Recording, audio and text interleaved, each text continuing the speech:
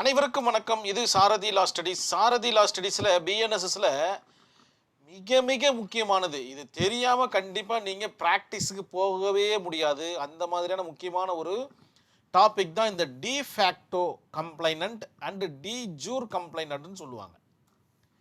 இந்த வார்த்தைகள்லாம் பார்த்தீங்கன்னா அடிக்கடி கோர்ட் ஹாலுக்குள்ளே உபயோகப்படுத்தக்கூடிய வார்த்தைகளாக இருக்கும். இந்த வார்த்தைகள் தெரியாமல் நம்ம இருந்தோன்னா நம்மளுக்கு கொஞ்சம் மனசு கஷ்டமாக இருக்கும். கோர்ட் ஹாலுக்குள்ளே டிஃபேக்டோ கம்ப்ளைனன்ட்னா என்ன அப்படின்னு பார்த்தீங்கன்னா, பாதிக்கப்பட்ட நபர் பேர் தான் டிஃபேக்டோ கம்ப்ளைனன்ட். பாதிக்கப்பட்ட நபர் பார்த்தீங்கன்னா ஒரு புகாரை கொடுக்குறாரு அப்படின்னு சொன்னால் அவர் பேர் டிஃபேக்டோ கம்ப்ளைனன்ட். டி ஜூர் கம்ப்ளைனன்ட்னா என்னன்னு பார்த்தீங்கன்னா, பாதிக்கப்பட்ட நபரின் பேரில் புகார் அளிக்கக்கூடிய நபர். இதான் ரெண்டுத்துக்கு இருக்கிற வித்தியாசம். ஒரு அடிதடி நடக்குது, அந்த அடிதடியில் ஒருத்தர் காயம் படுறாரு. காயம்பட்ட நபரை இந்த இடத்துல விக்டிமாக பார்க்குறோம். விக்டிம் மீன்ஸ் என்னென்னா பாதிக்கப்பட்ட நபராக பார்க்குறோம். அந்த பாதிக்கப்பட்ட நபர் நேரடியாக எங்கே போகிறாரு? போலீஸ் ஸ்டேஷன், காவல் நிலையம் போகிறாரு. காவல் நிலையத்தில் போயிட்டு ஒரு கம்ப்ளைண்ட்டை ரைஸ் பண்ணாருன்னா அந்த ரைஸ் பண்ணுற அந்த நபர் பேர் டிஃபேக்டோ கம்ப்ளைனன்ட்.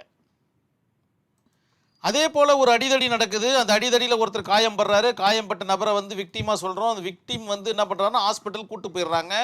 ஹாஸ்பிட்டல் கூட்டின்னு போன டைமில் பார்த்தீங்கன்னா அவருக்கு சார்பாக இன்னொருத்தர் பார்த்தீங்கன்னா கம்ப்ளைண்ட் கொடுக்குறாரு அதே போலீஸ் ஸ்டேஷனில். அந்த மாதிரி கம்ப்ளைண்ட் கொடுக்குற நபருடைய பேர் என்னன்னு பார்த்தீங்கன்னா டி ஜூர் கம்ப்ளைனன்ட். ரெண்டுத்துக்கு இருக்கிற வித்தியாசம் இதுதான். உங்களுடைய சிறு வினாக்களில் கேட்டுக்கிட்டு இருப்பாங்க, கேட்குறாங்க இல்லை. இந்த ரெண்டு வார்த்தையும் இல்லாமல் உங்களுடைய ஆன்சர் ஷீட்டை நீங்கள் கொடுத்தீங்கன்னா நீங்கள் ஒரு நல்ல ஸ்டூடெண்ட்டாக இருக்க முடியாதுன்னு நான் தெளிவாக சொல்லிடுறேன். நான் நீங்களே கொஞ்சம் யோசிச்சு பாருங்க, இந்த டாப்பிக்கை எந்த இடத்துல யூஸ் பண்ண முடியாது? பிஎன்எஸ்எஸ்ல ஒரு குற்றம் நடக்குதுனாவே கண்டிப்பாக விக்டிம்னு ஒருத்தர் இருக்கணும் இல்லைங்களா? இல்லைன்னா அவரை சார்ந்த நபர்னு ஒருத்தர் இருக்கணும் இல்லைங்களா? ஸோ இந்த வார்த்தைகளை உபயோகப்படுத்தாமல் இருக்கவே முடியாது அப்படின்றத ஆணித்தனமாக இந்த இடத்துல சாரதி லா ஸ்டடீஸ் உங்ககிட்ட சொல்லிக்குது.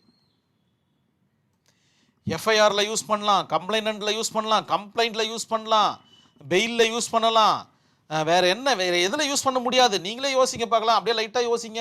எல்லா இடத்துலையுமே சூட்டபிள் ஆகக்கூடிய ஒரு டாபிக் இந்த டிஃபேக்டோ அண்ட் டி ஜூர் கம்ப்ளைனன்ட். இந்த ஒரு 3 லைனை படிக்கிறோம் பாருங்க. டிஃபேக்டோ கம்ப்ளைனன்ட் என்பவர் வழக்கிற்கு சம்பந்தப்பட்ட நபராக ஒரு குற்ற செயலால் நேரடியாக பாதிக்கப்பட்ட நபராவார். ஆக்சுவலி டிஃபேக்டோ மீன்ஸ் ஆக்சுவலாக இந்த நபர் தான் நேரடியாக பாதிக்கப்பட்டவர்.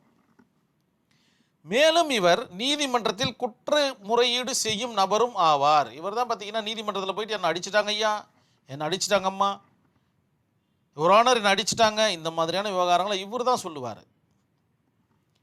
டிஃபேக்டோ கம்ப்ளைனன்ட்னா என்ன? இன்னும் கொஞ்சம் தெளிவாக பார்த்தோம்னா இது டைரக்டாக விக்டிம் கிட்டேருந்து வாங்கக்கூடிய ஒரு கம்ப்ளைனன்ட். ரியல் விக்டிமாக இருக்கணும். அவர் is a first complainant. First இவர் தான் பார்த்தீங்கன்னா ஃபஸ்ட்டு கம்ப்ளைனன்ட். பாதிக்கப்பட்ட நபரில் ஆள் இவர் தான். டிஃபேக்டோ கம்ப்ளைண்ட் 1 2 3 இப்படி போயிட்டு இருக்கோம். டிஃபேக்டோ கம்ப்ளைண்ட்னா யார்? பாதிக்கப்பட்ட நபரில் ஆள் இவர் தான். அக்யூஸ்டாக 1 2 3 4ன்னு போயிட்டு இருக்கோம். அக்யூஸ்ட் 1 தான் பாதிப்பை ஏற்படுத்திய நபரில் ஆள். இதுதான் பார்த்தீங்கன்னா வித்தியாசம்.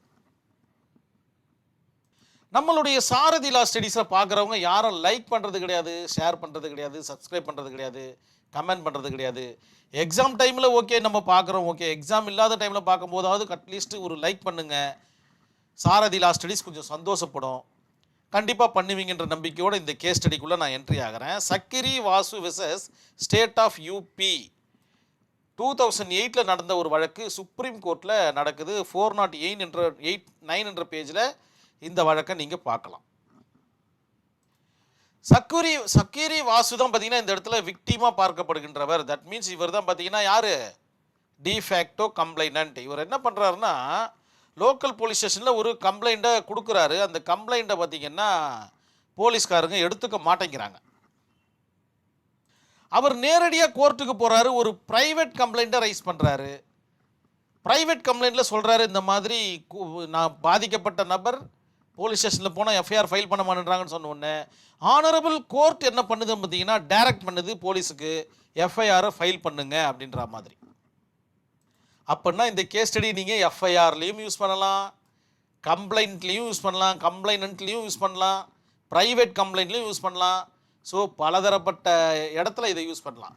அது மட்டும் இல்லாமல் இந்த கேஸ் ஸ்டடி இல்லாமல் வராத மாதிரி பார்த்துங்க. நான் எக்ஸாம் ஹாலில் போகும்போதே இதெல்லாம் நான் எழுதிட்டு தான்டா வெளில வருவேன் அப்படின்ற மாதிரி எண்ணத்தோட நம்ம அந்தந்த இடத்துல ஒரு மாதிரி செட்டப்பில் போகணும். நம்ம மெயினில் ஆனரபிள் கோர்ட் என்ன சொல்கிறாங்கன்னா, எஃப்ஐஆரை பதிவு பண்ணிவிட்டு ட்ரையல் நடக்கும்போது குற்றவியலில் நேரடியாக பாதிக்கப்பட்டவர் தான் டிஃபேக்டோ கம்ப்ளைனன்ட். அவரை வழக்கின் போது தவிர்க்க முடியாது. அவரை எப்படி தவிர்க்க முடியும்? அவர் தான் பார்த்தீங்கன்னா இதில் பார்த்தீங்கன்னா மிக முக்கியமான நபர், டிஃபேக்டோ கம்ப்ளைனன்ட். வழக்கு ரத்து செய்தல், வழக்கை பார்த்தீங்கன்னா வித்ட்ரா பண்ணிப்பாங்க, எல்லாம் டிஸ்மிஸ் பண்ணுவாங்க. அந்த மாதிரியான நேரங்களிலும் வழக்கு காம்ப்ரமைஸ் ஆகுது. ஒரு சில வழக்குகளை பார்த்தீங்கன்னா காம்ப்ரமைஸ் உண்டு. அந்த மாதிரியான வழக்குகளிலும் ஒரு சில நேரங்களில் பார்த்தீங்கன்னா பாதிப்பு, அதாவது அக்யூஸ்ட் பார்த்தீங்கன்னா ஜாமீன் கேட்பாங்க. ஜாமீன் கேட்கும்போது இந்த டிஃபேக்டோ கம்ப்ளைண்ட் ஜாமீன் கொடுக்கக்கூடாதுன்னு சொன்னால் இவருடைய வாதத்தையும் கேட்க வேண்டும் என்று இந்த கேஸ் ஸ்டடியில் மிக தெளிவாக சொல்லிட்டாங்க.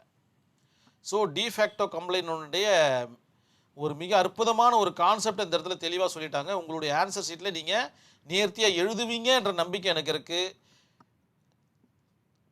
நம்மளுடைய சாரதி லாஸ்ட் ஸ்டடீஸில் ஒரு வாட்ஸ்அப் குரூப் ரன் ஆகிட்டு இருக்குது. இதில் என்ன ஆசைப்பட்டீங்கன்னா உங்களுடைய பெயர் மற்றும் ஊர் எனக்கு டைப் பண்ணி அனுப்புங்க. நான் உங்களை குழுவில் இணைச்சிடுறேன். நேரடி பயிற்சி வகுப்புகளுக்கு இது உதவிகரமாக இருக்கும். கோர்ட் ப்ராக்டிஸ் புக்ஸும் இது நம்மக்கிட்ட அவைலபிளாக இருக்குது. வேணுன்றவங்க எனக்கு பிங் பண்ணுங்கள். நான் அதை பற்றின டீட்டெயில் சொல்கிறேன்.